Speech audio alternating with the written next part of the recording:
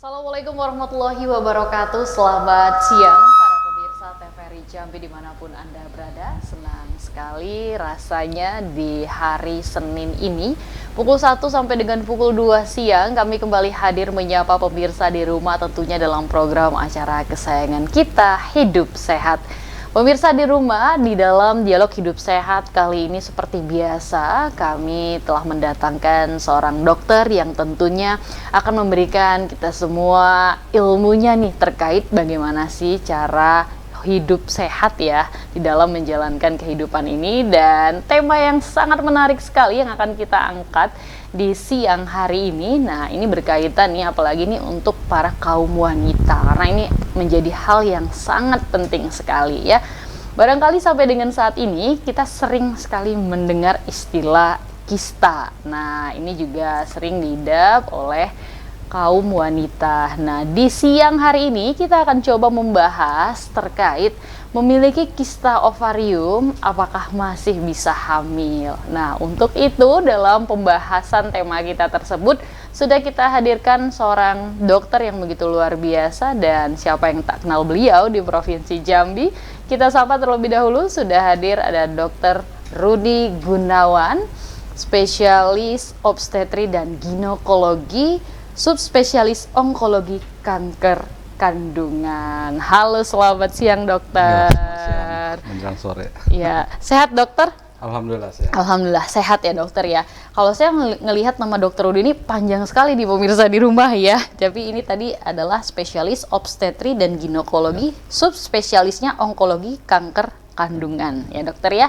Dan beliau juga merupakan ketua dari POGI ya, Perkumpulan Obstetri dan Ginekologi Indonesia cabang Jambi, dan sekaligus sebagai ketua Yayasan Kanker Indonesia Provinsi Jambi. Bener ya dokter ya. Nah dokter, tadi di awal itu saya sempat menyampaikan ya kepada seluruh pemirsa di rumah, memang kalau kita mendengar istilah kista ini rasanya sudah tidak awam lagi ya dokter ya. Apalagi ini banyaknya di kaum wanita nih sering nih ya, kista ovarium. Nah, kalau kita ngobrolin tentang kista ini memang ada beberapa paradigma yang beredar di masyarakat. Kalau udah pernah kena kista, nanti nggak bisa hamil katanya gitu ya dokter ya, karena kan rahimnya diangkat gitu ya. Kalau nanti udah pernah kena kista ya intinya susah lah gitu ya dokter ya untuk mereproduksi nih organnya di dalam tubuh kita. Nah, lantas kita ingin tahu dulu nih dokter, sebenarnya kista itu sendiri nih ya, terkhusus kista ovarium itu apa sih dokter? Ya, terima kasih.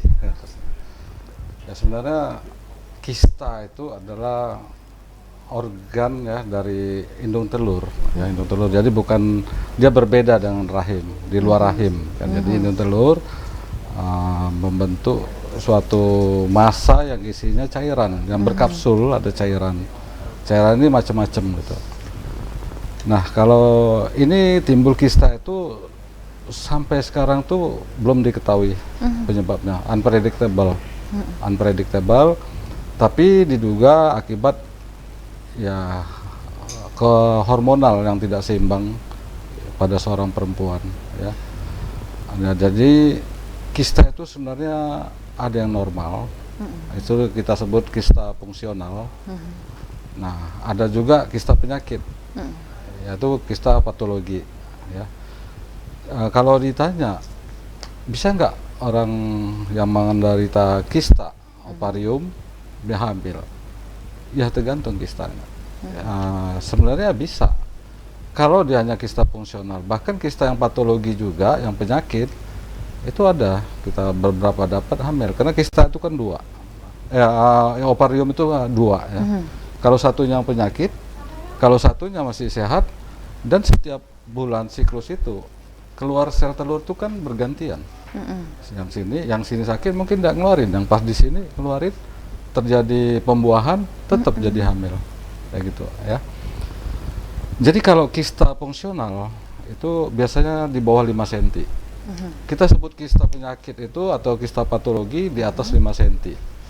Dan kalau kista di bawah 5 cm itu kita hanya evaluasi, karena dia tanpa operasi ya, dengan daya tahan tubuh yang bagus, pola hidup sehat, dia bisa hilang dengan sendirinya. bisa hilang dengan sendirinya. Nah, kalau udah di atas 5 cm, itulah yang kita lakukan tindakan, misalnya operasi. Kalau udah 5 cm itu biasanya operasi. Ya. Kalau belum 5 cm biasanya kita evaluasi atau kita lihat ada namanya tumor marker. Tapi tumor marker ini memang hanya prediksi ya, bukan suatu kepastian. Untuk melihat kista ini ganas, mengarah ke ganas atau jinak. Itu ada pemeriksaan CA125 dan pemeriksaan USG.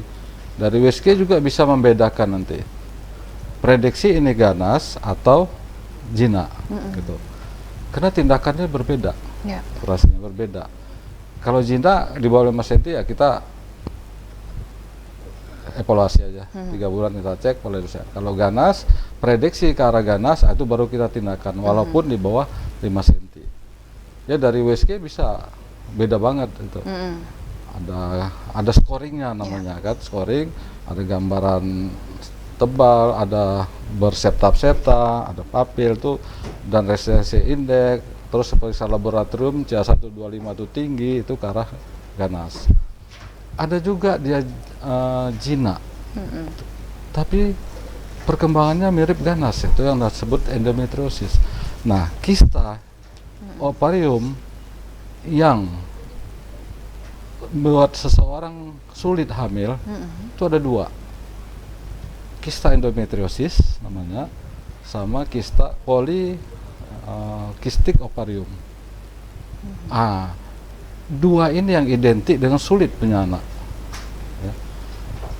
Kalau kista endometriosis itu, endometriosis artinya adalah ada lapisan dari endometrium, lapisan bagian dalam dari rahim, itu bisa keluar. Biasanya lapisan dalam itu setiap haid keluar, ganti bentuk yang baru. Nah, tapi dia masuk dan berkembang ke ovarium, indung telur tadi, bahkan bisa ke usus, bahkan bisa ke luar rongga panggul. Itu ada grade-nya, grade 3 kan. Itu biasanya nyeri hebat. Saat haid nyeri hebat, itu biasanya hampir 80-90% itu endometriosis, kista endometriosis. Kalau kista polikistik ovarium biasanya itu paling sering pada orang yang gemuk kan. Kemudian ya gangguan haid ya. Dari situ. Makanya kita itu sebaiknya kalau kita mau, kan ada sekarang program pemeriksaan calon pengantin. Di situ harus kita cek semua di situ. Untuk memastikan, karena justru sebelum menjadi pengantin itu jauh lebih bagus pemeriksaan, bahkan di terapi. Sebelum jadi gitu dia menghadap pengantin, kalau bisa semua ini udah bagus, udah sembuh, ditemukan. Karena kista apapun, mau itu yang jinak, mau yang fungsional atau yang penyakit tadi, itu kalau di awal itu nggak ada gejala sama sekali. Hampir sebagian besar orang kista ovarium itu kebetulan. Oke, ini menarik nih dokter ya. Berarti kita udah melihat kepada kegejalanya nih dokter ya. Nah berarti hampir semuanya tuh rata-rata tidak memiliki gejala sama sekali gitu ya dokter ya. Tapi itu kebetulan. Tapi kalau kita bisa melihat lebih spesifiknya lagi nih dokter yang menandakan gejala itu sendiri, nah itu apa aja dok? Tergantung tadi. Kalau kista fungsional sama sekali nggak ada, itu saya bilang kebetulan. Tapi kalau kista endometriosis tadi identik dengan nyeri haid. Pada remaja justru saat ini saya banyak menemukan pada remaja. Bahkan betul. Ada yang baru 17 tahun terpaksa harus diangkat kedua indung telurnya. Ada. Karena udah 30 cm, udah sangat besar, perutnya seperti orang hamil. 30 cm ukuran kista. Seperti lebih besar dari orang hamil. Nah itu tadi faktor mungkin ketidakpedulian atau ya malu atau ya faktornya yang jelas kalau perut sudah lebih besar dari normal ya sebaiknya kan periksakan diri kan gitu. Dan tapi, banyak orang ini sedikit juga. Nih dokter, izin sebentar, kalau misalnya nyeri pada haid itu sebenarnya normal atau tidak sih dok pada perempuan? Ya nggak normal. Tidak normal, jadi orang memang normalnya tidak nyeri. Sakit? Tidak. Oh, kalau sakit berarti ada sesuatu. Iya. Kalau dia sakit dikit ya mungkin ya dikit aja, Nyeri ya. hormonal yang nggak stabil, minimal seringan-ringannya ketidakseimbangan hormonal. Nah, itu dia. Baru tadi penyakit, misalnya endometriosis, apalagi endometriosis yang sudah sampai grade 3, itu perlengketan hebat. Itu susah justru hamilnya. Ya. Kalau PCO itu kita sering sebut PCO itu singkatan dari polycystic ovarium. Oh, bukan virgin coconut oil ya? Sama-sama Itu V. PCO. Ini P. Oh, ya. ini P ya? Ya, P. Oke. Itu hampir nggak ada gejala. Justru kita ketemunya itu pada pasien-pasien yang ingin punya anak. Oh ya. Dia udah setahun, 3 tahun nggak punya anak. Ternyata kita cek tuh, nah polycystic ovarium. Yang lainnya haid lancar semua. Karena pada polycystic ovarium itu istilahnya dia tuh ini setiap bulannya itu kan sel folikel matang itu ngeluarin sel telur. Nah, dia nggak keluar.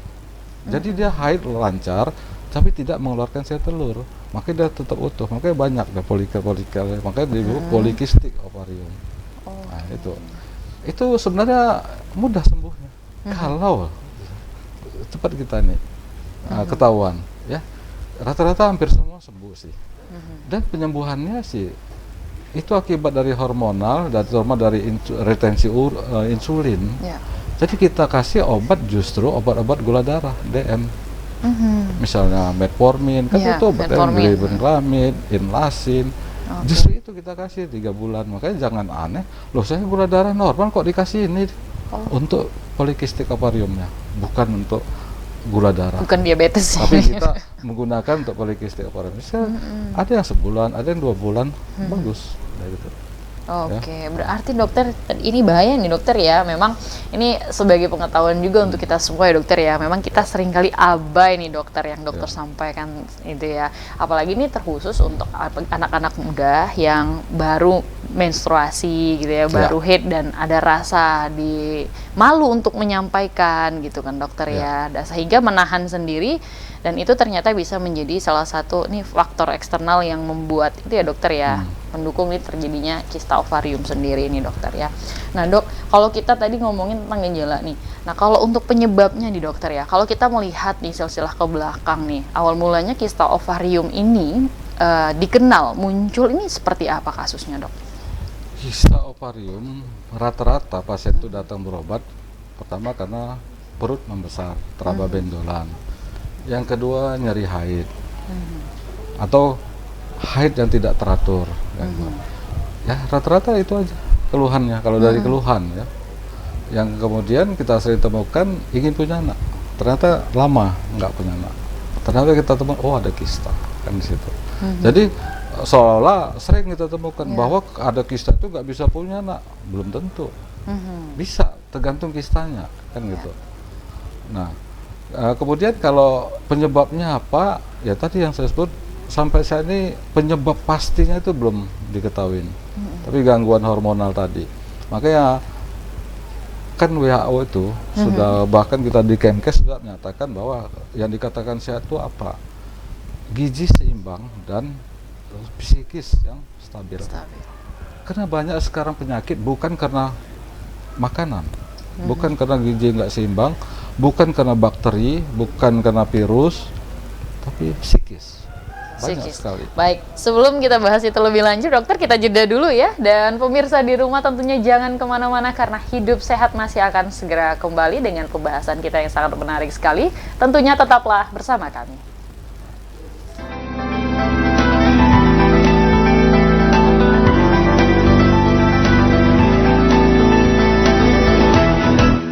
Terima kasih pemirsa dan masih setia bersama kami dalam Hidup Sehat pada siang hari ini. Tentunya kita masih membahas tema kita yang sangat menarik sekali terkait memiliki kista ovarium, apakah masih bisa hamil. Nah, untuk itu sudah hadir tadi ya, nih masih bersama dengan kita semua Dr. Rudy Gunawan, spesialis obstetri dan ginekologi, subspesialis onkologi kanker kandungan. Nah, dok, tadi menarik ya dokter ya, tadi terjeda kalau misalnya di WHO itu yang menjadi perhatian adalah ternyata tidak hanya memperhatikan gizi seimbang, tapi dari segi psikis kitanya sebagai manusia itu juga Jiwa kan. jiwanya menjadi salah satu faktor Ya. utama yang harus diperhatikan. Mungkin boleh diceritakan nih dokter, kenapa itu juga ternyata menjadi salah satu faktor penyebab juga ya dok?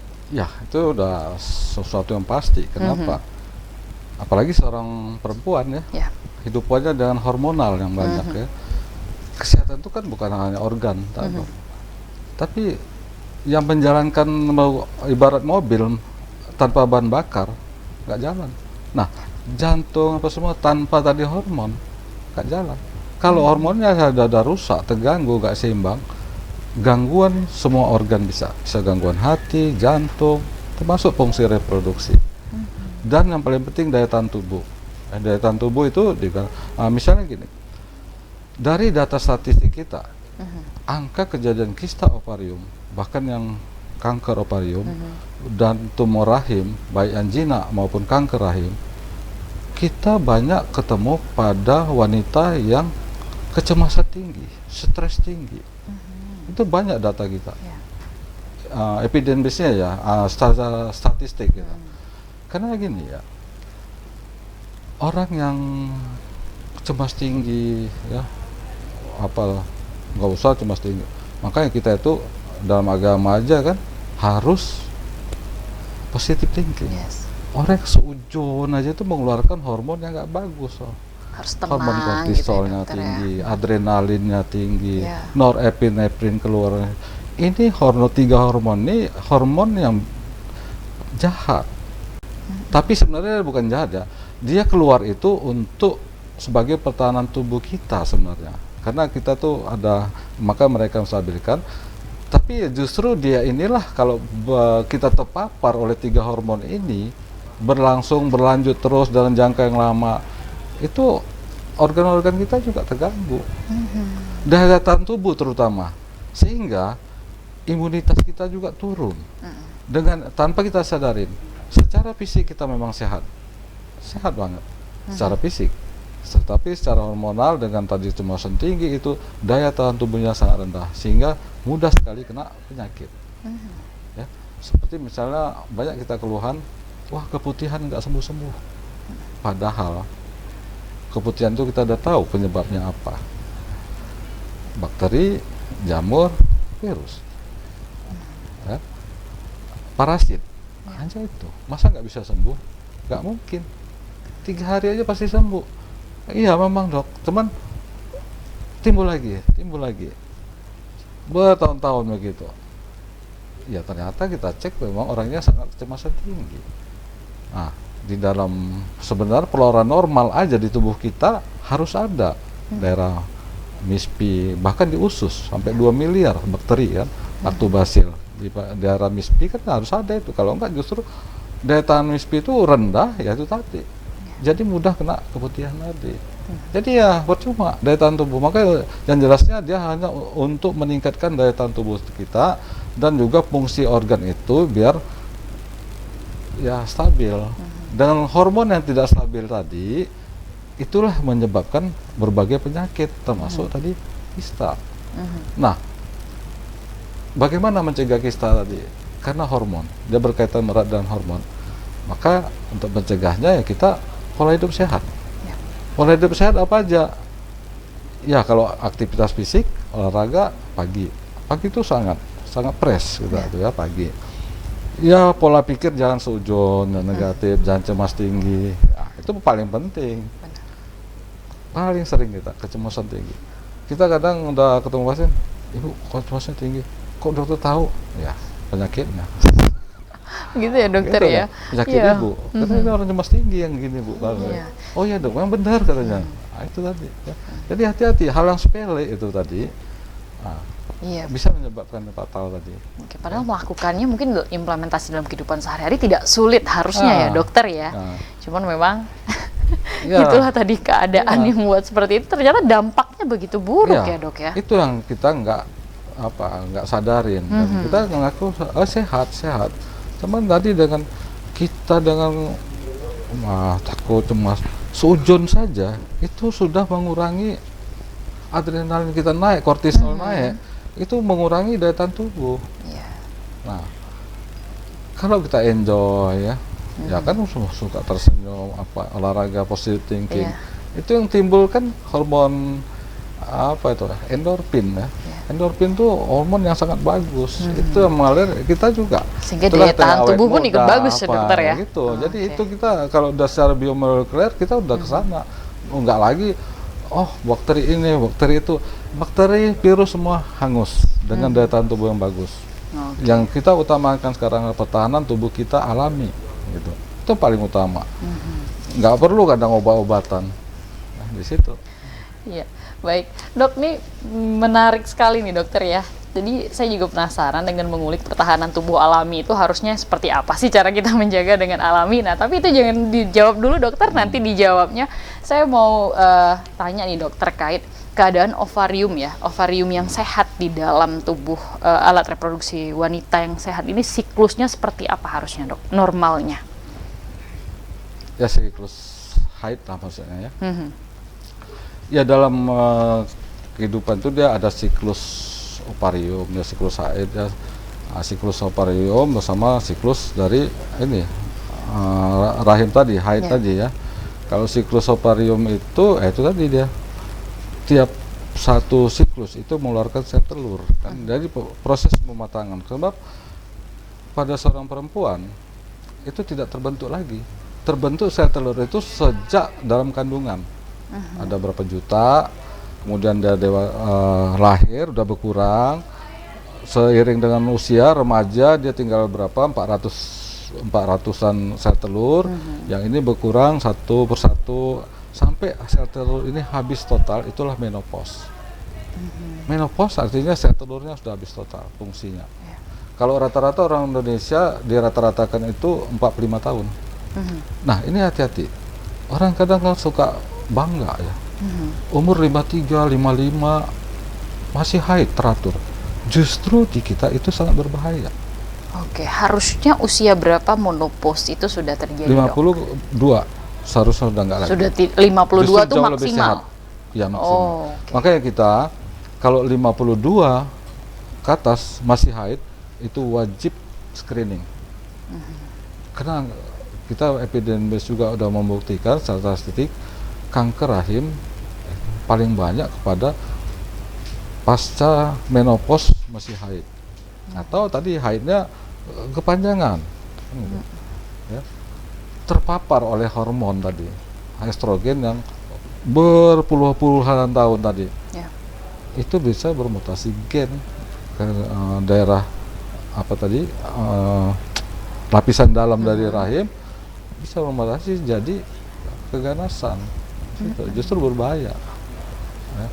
Nah, kemudian ini kalau siklus haid itu normalnya itu 2 hari sampai 8 hari lah atau paling 7 hari dengan plek-plek tadi kan itu. Jadi kalau kita dapat 2 hari sih normal sih sebenarnya. Oh enggak dok, biasanya saya 7 hari, yang baru 2 bulan ini 2 hari, bisa berubah. Ya, itu dipengaruhi dengan hormon tadi ya dokter. Karena yang ngatur itu antara estrogen, progesteron, hanya 2 itu aja. Hanya 2. Nggak seimbang ini antara estrogen, progesteron akan terjadi gangguan haid. Nah dok, kalau pada penderita kista ovarium nih dokter ya, berarti siklus haidnya itu sudah jelas menjadi terganggu ya dokter ya. Nah, ketika nih pasien datang nih, kalau kebanyakan nih dari dokter ya sendiri menangani, kita melihat di kota Jambi lah dok, atau skala besar di provinsi Jambi, itu memang rata-rata kebanyakan itu jenis kista ovarium apa sih yang diderita sama si pasien? Orang yang menderita kista ovarium belum tentu dia gangguan haid. Itu makanya saya bilang, kadang haidnya teratur, makanya ketemu secara kebetulan, misalnya dianya sakit asam lambung, dokter penyakit dalam, USG, ya kebetulan dapat, oh ini ada kista. Nah, itu kadang kista nggak ada keluhan kalau pada ya stadium awal lah ya, kalau stadium awal, kecuali kalau udah besar baru, dan tidak semua kista itu pasti gangguan haid atau nyeri haid, nggak semua. Ya kadang kalau misalnya dia datang tadi ya positive thinking apa tadi kan terkompensasi oleh tubuhnya. Gitu. Bahkan yang 5 cm dia bisa hilang dengan sendirinya tanpa ada pengobatan, dengan cukup dengan itu tadi pola hidup sehat tadi, ya. Nah, sekarang ada screening yang namanya, yang terbaru itu pemeriksaan vitamin D3. D3 dan CA125 dikombinasi dua itu. Nah, jadi kalau itu scoringnya ya di luar batas normal, itu harus hati-hati. Walaupun dia belum ada ini ngalamin kista atau apa, kecenderungan kemungkinan nantinya dia ada. Nah, itu di screening teman yang memang belum baku sekali, masih di tahap dikembangkan dalam penelitian. Beda sama kanker serviks udah baku. Karena penyebabnya sudah jelas, 99,7% HPV. Bahkan vaksin, bahkan dicegah, bisa bahkan disembuhkan 100% bisa. Nah, ini juga kalau kista juga kalau stadium dini ya, itu bisa ya sembuh total. Nah, ini ya, orang kadang kalau udah mau operasi kista katanya, oh takut nanti nggak bisa punya anak. Enggak. Indung telur kita 2. Makanya justru sebaiknya kalau misal kita ketemu 7 cm ya, kadang itu masih bisa kita pertahankan indung telurnya, hanya kistanya aja dibuang. Tapi kalau dibiarkan nanti bisa sampai 15 cm, justru harus terbuang semua, habis. Dia kan semua dimakannya, habis. Justru waktu itu aja, itu namanya kistektomi, jadi buang kista. Jadi tetap indung telurnya ada 2 dan dia bisa hamil lagi kan. Nah, atau dengan terpaksa ini rusak salah satunya, dibuang. Tetap kalau satunya bagus, dia tidak bisa tetap punya anak. Kenapa? Kan ini saling bergantian. Nah, kalau ini nggak ada, tetap aja dia berfungsi keluar satu, karena yang di sini ada. Dan banyak yang cuman, bahkan saya ketemu ada pasien kistanya 2, satu harus dibuang semua ya karena udah rusak semua. Yang satunya ini ada kista juga, cuman ada bagian indung ovariumnya, indung telurnya hanya 1 cm, paling hanya 2 cm lah, 2/3 kan.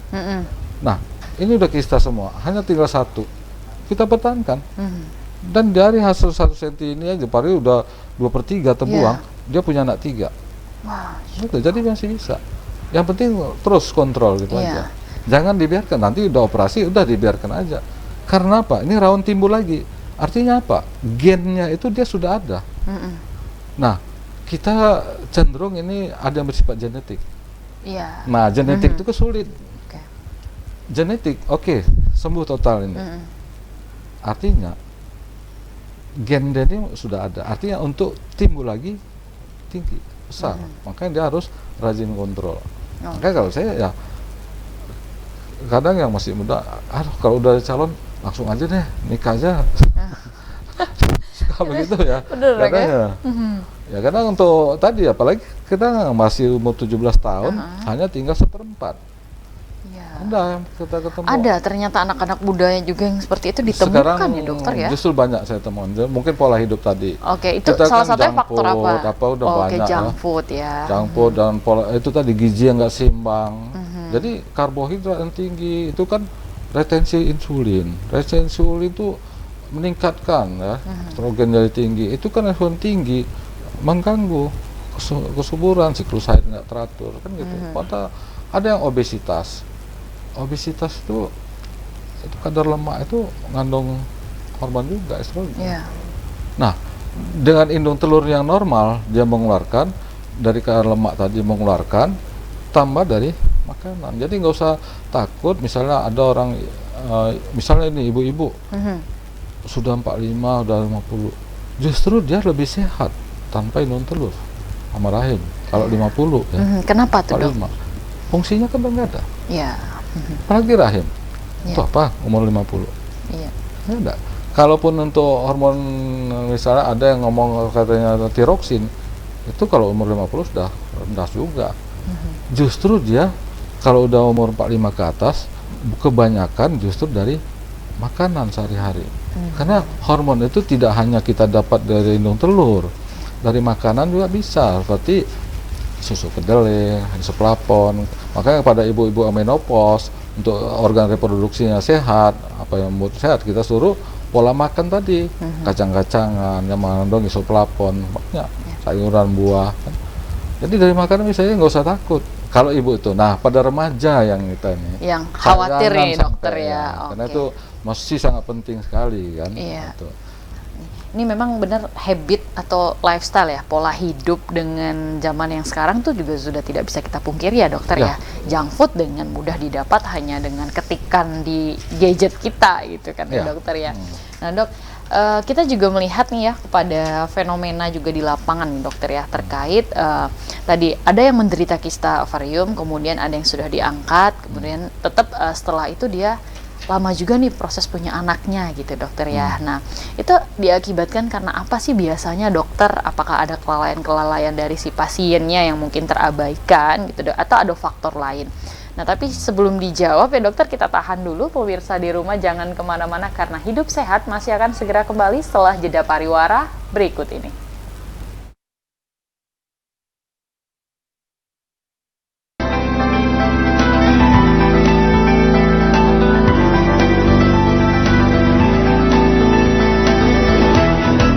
Terima kasih pemirsa Anda masih setia bersama kami dalam Hidup Sehat pada siang hari ini, dan kita masih membahas mengenai memiliki kista ovarium, apakah masih bisa hamil. Nah, kita membahas masih bersama dengan Dr. Rudy Gunawan, spesialis obstetri dan ginekologi, subspesialis onkologi kanker kandungan. Dan tentunya kami masih membuka line telepon bagi Anda yang ingin bergabung bersama kami. Anda dapat menghubungi kami di 0741663385 atau di 0811743333. Nah, Dok, kita menyambung kembali ya dokter ya, terkait dengan pertanyaan tadi nih dokter ya. Banyak penderita kista ovarium yang pada akhirnya memutuskan jalan dengan mengangkat kistanya dan dioperasi ya dokter ya, dengan harapan masih bisa memiliki momongan atau punya anak. Nah tapi ada juga nih dokter yang sudah mengangkat kistanya, kemudian juga sulit punya anak, sehingga memang paradigma itu di masyarakat kalau udah punya kista tuh payah punya anak atau nggak bisa punya anak, nah gitu dokter. Nah itu biasanya karena faktor apa sih dokter gitu? Padahal kan udah diangkat nih. Sebenarnya sulit punya anak itu banyak faktor, multifaktor, bukan hanya masalah kista. Oke.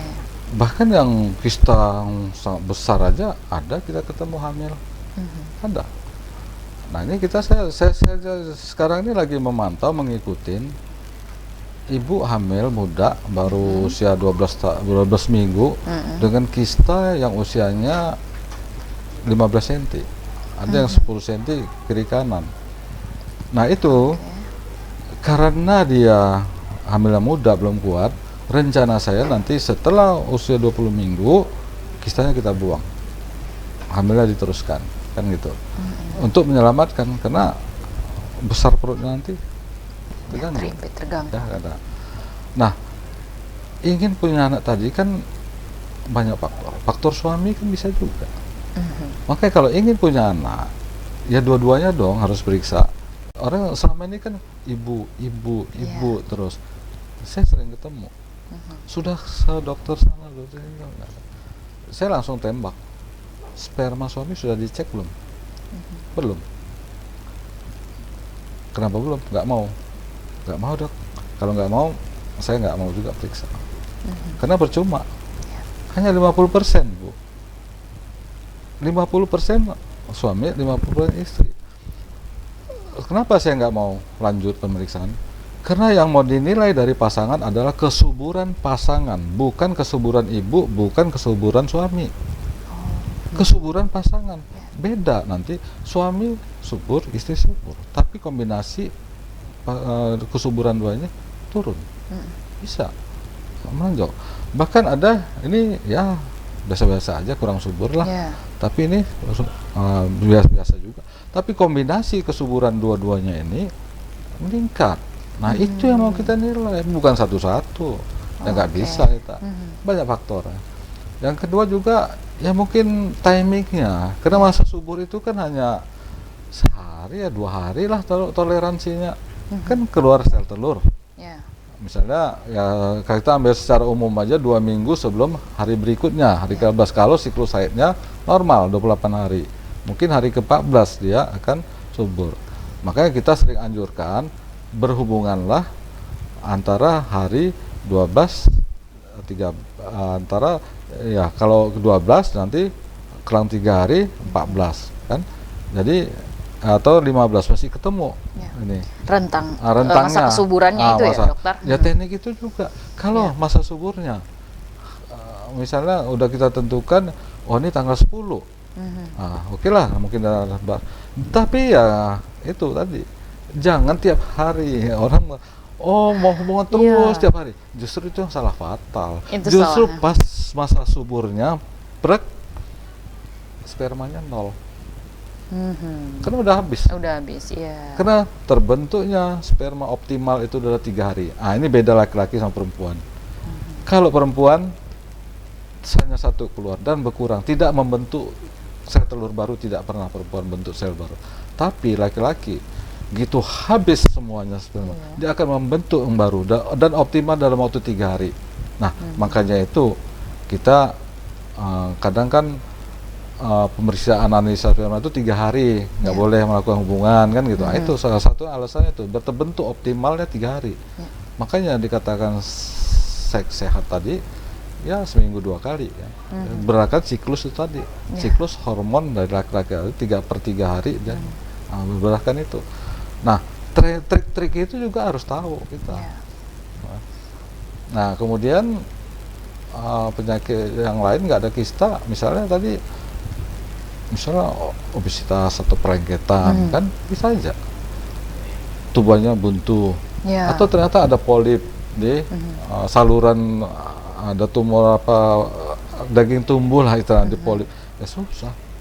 Saya pernah kemarin ada ketemu dia 3 tahun udah hubungan enggak, gitu kita cek semua, oh ternyata ada polip di itunya, di mulut rahim. Udah kita buang 2 bulan hamil. Jadi banyak, bukan hanya masalah kista aja. Tidak hanya kista ya, Bahkan dokter, dalam ya, berarti kista aja bisa kok orang hamil. berarti mindset itu memang harus dirubah nih, Harus dokter, dirubah. ya, di masyarakat ya, dokter, ya. Teman, jangan sampai karena kita ada kista juga bisa hamil, biarin aja kistanya. Itu salah juga. Itu salah juga ya, Justru dokter. kalau udah lebih dari 6 cm 7 bagus dibuang. Untuk menyelamatkan yang sisanya. Justru semakin cepat terbuang, tapi jangan 5 cm atau 3 cm udah dibuang, ya jangan, itu kan normal. Oh iya. Makanya kadang juga ada nih, saya dengar cerita juga dari teman, dia ternyata kista itu bisa lebih dari 1 ya, dokter, ya. Ada di dalam ovarium itu sendiri. Bisa, berarti. Iya, dan yang dibuang ternyata tidak harus semuanya, katanya kayak gitu ya, makanya dokter, kita ya. selalu tetap akan kalau usia masa reproduksi di bawah 40 lah, saya selalu tetap meninggalkan kalau normal. Kadang ada pasien minta, udah dok buang aja deh, saya udah capek. Ya benar, Lah, karena dia takut itu nanti besok organ. ngulang lagi nih, dok, diangkat lagi gitu. Itu kita lihat juga psikisnya.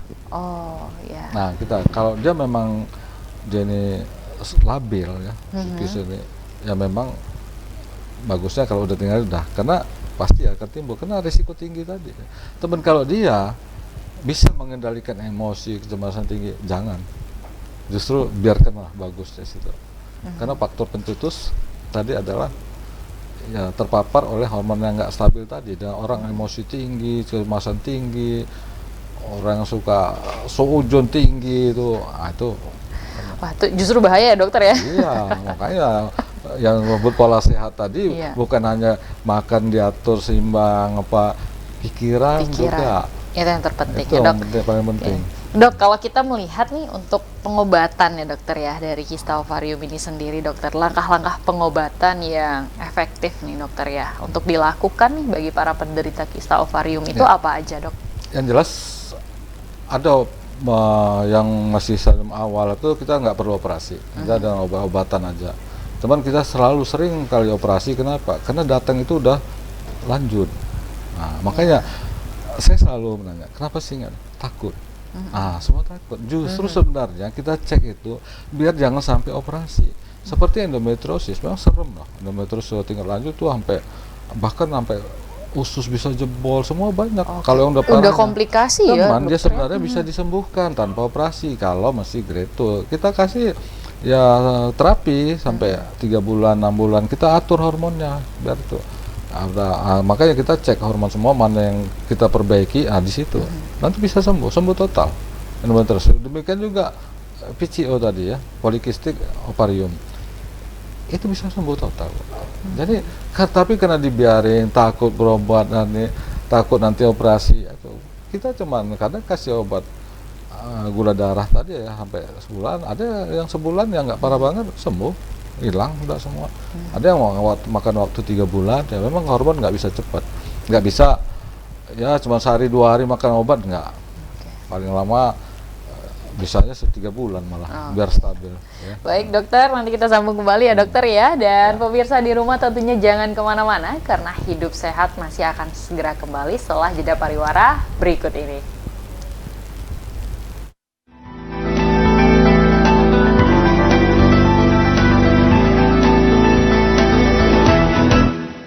Terima kasih pemirsa, Anda masih setia bersama kami dalam dialog Hidup Sehat. Pada siang hari ini kita masih membahas terkait memiliki kista ovarium, apakah masih bisa hamil, bersama dengan Dr. Rudy Gunawan, spesialis obstetri dan ginekologi, subspesialis onkologi kanker kandungan.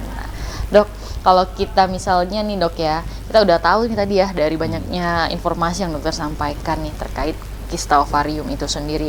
Lantas, langkah apa sih yang seharusnya kita lakukan nih dokter untuk menjaga kestabilan hidup sehat di dalam diri kita ya? Karena kita tahu nih banyak faktor, tapi kita sering abai nih dokter ya. Nah, untuk menghindarilah agar tidak terkena kista ovarium ini salah satunya dok. Ya salah satunya yang saya bilang tadi ya, pola hidup sehat. Apa yang disebut pola hidup sehat? Aktivitas fisik tadi rajin lah, olahraga pagi ya, itu untuk misalnya membakar lemak yang berlebih kan, kemudian gizi yang seimbang, pola makan yang seimbang. Gizi seimbang maksudnya jangan terlalu kita mengatur semua. Semua makanan itu ada kepentingan, nggak ada nggak, semua boleh dimakan. Mau bakso, mau apa, kalau saya sih medicine boleh, selama kadarnya tidak melebihin. Kalau medicine itu penyebab kanker atau merusak, nggak akan mungkin dia beredar. Itu aja. Cuma semua bukan medicine. Nasi aja itu alam kan, alami. Berlebihan penyakit. Benar. Jadi semua yang vitamin A kekurangan buta, kelebihan buta. Gula darah kelebihan diabetes, bisa koma, kekurangan. Jadi itu berlaku ke semua makanan. Jadi itu. Jadi jangan kita abai ya. Salah satu komponen kita kurangin, misalnya mau diet, ini nggak boleh, ini nggak boleh, salah fatal. Itu yang merusak sel-sel tubuh kita. Sel tubuh kita seluruhnya perlu. Nah, seperti contoh gini. Dulu ditemukan anti kanker adalah antioksidan, pencegah kanker. Ternyata dengan ditemukannya itu seharusnya angka kanker turun. Benar. Tapi melonjak. Indonesia berapa tahun ini naik 150% angka kanker. Salah satunya pemakaian suplemen yang berlebihan. Akhirnya ditemukan antioksidan penyebab kanker. Loh, protes. Dulu mencegah, kalau sekarang penyebab. Dua-duanya benar. Mencegah dalam dosis tertentu. Berlebihan justru dia pemicu kanker. Nah, kekurangan kanker. Nah, itu tadi. Jadi nggak benar. Yang walaupun sekalipun katanya jangan diiming-iming oleh kita MLM, ya.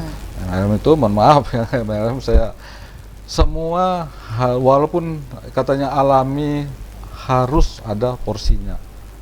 Contoh, ini tepat saya bawa Prof. Hembing ini kan, Prof. Hembing kan ditimbang berapa siung, ini daun berapa lembar, semua baru direbus baru itu benar herbalnya. Tapi kalau udah berbentuk kapsul yang kita tidak tahu tuh, boleh dosis kapan aja karena itu herbal, itu nggak benar. Jadi intinya sesuai dengan takaran dokter sesuai ya. Kayak ini juga berkaitan dengan yang dokter sampaikan tadi, pertahanan tubuh secara alami ya dokter ya. Nah itu yang harus kita. Baru kemudian psikis tadi. Iya. Baru daya tahan tubuh. Psikis. Oke. Nah dokter, ini udah nggak kerasa kita juga udah dikode nih dokter ya. Ternyata dialog kita sudah harus berakhir. Nah boleh dokter diberikan kesimpulannya nih dokter ya. Bagaimana seharusnya kita semua nih dokter ya bisa tadi balik lagi sama-sama kita tekan angka kista ovarium Ya. ini mudah-mudahan tidak ada lagi yang terkena nih dokter ya, Ya. harapan kita. Silakan dokter. Itu sebenarnya bisa kita bentuk dari masa kandungan. Ya, masa kandungan. Inilah kita sekarang promil itu tadi. Ya. Kita sudah bentuk sekaligus mencegah stunting tadi. Banyak penyakit-penyakit sekarang sebenarnya bukan kesalahan dari si anak nggak makan ini, tapi dari kandungan sudah nggak seimbang. Nah, itulah kita bentuk sekarang ini mulai dari kandungan. Kita jangan sampai terjadi kegangguan keseimbangan gizi, terutama anemia. Kemudian setelah lahir, gizi lagi kita nih, baru pembinaan anak secara psikis, lingkungan ya.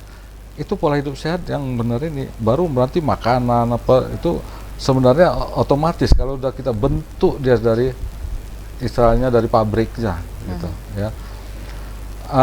Kemudian juga ini ya, kita ibu-ibu rumah tangga kalau bisa harus paham juga kena anak. Jangan sampai anak ada masalah justru orang tua yang cemas, nggak usah dulu dokter nanti ketahuan. Itu salah. Banyak kita ketemu gitu ya. Bahkan ada anaknya yang memaksa kan gitu. Atau ada juga kadang ya apalah namanya ya, hal yang biasa lah dulu. Mama juga gitu biasa. Padahal ini udah beda. Pokoknya dari awal udah mulai dari gangguan haid susah. Jangan anggap sepele ya, jangan anggap dokter ya. sepele itu. Kemudian lagi ada sekarang pemeriksaan catin ya, calon pengantin. calon pengantin Nah, di situ paling penting. Di situ wajib kita screening di situ semua. Ya, jadi sebelum nikah sudah kita eliminir semua. Oke, baik. Penyakit. Dokter, tentunya terima kasih banyak atas waktu, kesempatan, dan ilmu yang diberikan untuk kita semua. Mudah-mudahan yang disampaikan menjadi sebuah edukasi untuk seluruh pemirsa TVRI Jambi dimanapun berada, dan menjadikan diri kita untuk tetap selalu mengingat ya bagaimana seharusnya pola hidup sehat itu diterapkan. Selain gizi seimbang, yang harus diingat adalah psikis yang baik yang harus dijaga. Ya dokter ya. Dan terima kasih banyak dokter sekali lagi, dan semoga lain kesempatan kita bisa berjumpa kembali. Dan pemirsa di rumah, demikianlah dialog hidup sehat pada siang hari ini. Terus saksikan Hidup Sehat setiap hari Senin pukul 1 sampai dengan pukul 2 siang hanya di TVRI Jambi Punyo Kito. Akhir kata, saya Mutia Lestari mewakili kerabat kerja yang bertugas, pamit undur diri, sampai jumpa. Wassalamualaikum warahmatullahi wabarakatuh.